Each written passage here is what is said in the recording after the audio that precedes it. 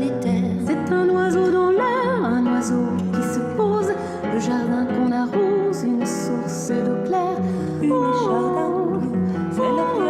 Voilà, des plaines écossaises au son Brésil. Bonsoir Estelle. Bonsoir Ravi Mohamed. de vous retrouver. Encore une version des Eaux de Mars de Tom Jobim, version 100% féminine, on l'a vu. Oui, et aux côtés de la plus connue des sopranos françaises, Nathalie Dessay, vous avez donc reconnu là aussi Agnès Jaoui, Elena Nogueira, comédienne, chanteuse, et à la guitare classique, l'israélienne francophone Liat Cohen. Toutes les quatre nous offrent donc un aller simple Rio Paris en reprenant des titres de chanteurs, de musiciens brésiliens emblématiques comme Eito Villa-Lobos, Gilberto Gil, Tom Jobim. C'est très tendance en ce moment. Ouais, Le Brésil, vous l'aurez remarqué, les maisons de disques ne perdent pas le nord, mais les artistes ne s'en plaignent pas.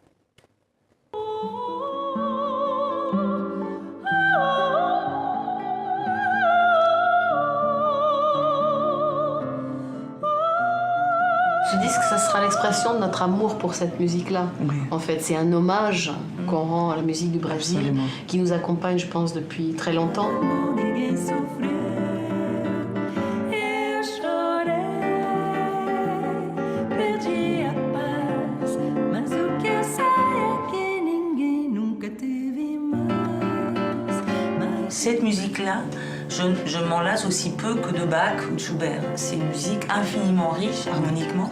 Donne-moi ta main, camarade, toi qui viens d'un pays où les... Alors vous allez me dire c'est Bidonville de Nougaro. C'est ce que vous alliez me dire. C'est ça. Oui, alors oui et non, puisque Nougaro avait repris cette chanson au Brésilien Vinicius de Moraes.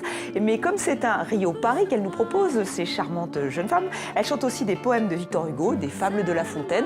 L'album est donc dans les bacs, c'est chez Erato, série de concerts. Une série de concerts est prévue en France.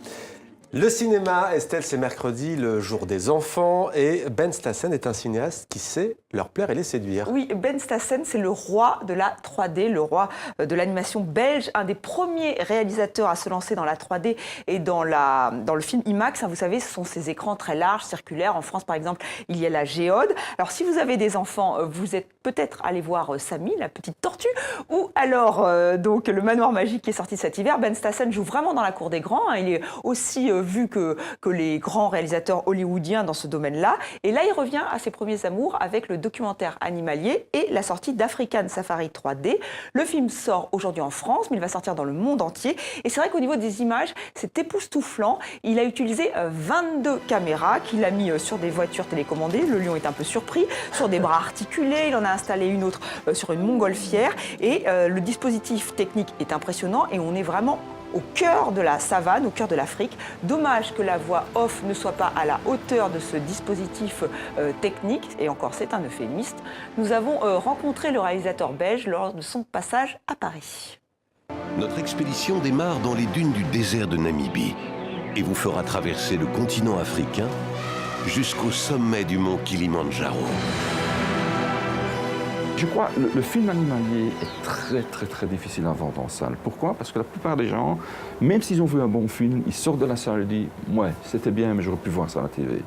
Et moi, ce que j'ai voulu créer avec African Safari 3D, c'est une expérience qui est vraiment transformée par le relief et par l'expérience en salle. Il faut voir African Safari en salle pour vraiment être emmené en Afrique.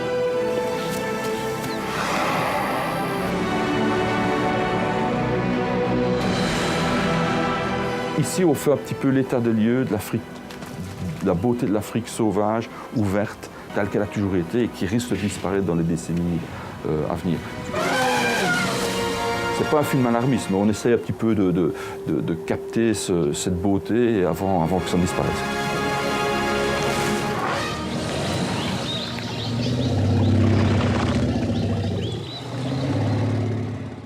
Merci Estelle. De rien. C'est pas grave pour les dialogues, les images sont sublimes. Merci à vous. À demain pour un nouveau Demandez le programme, Estelle.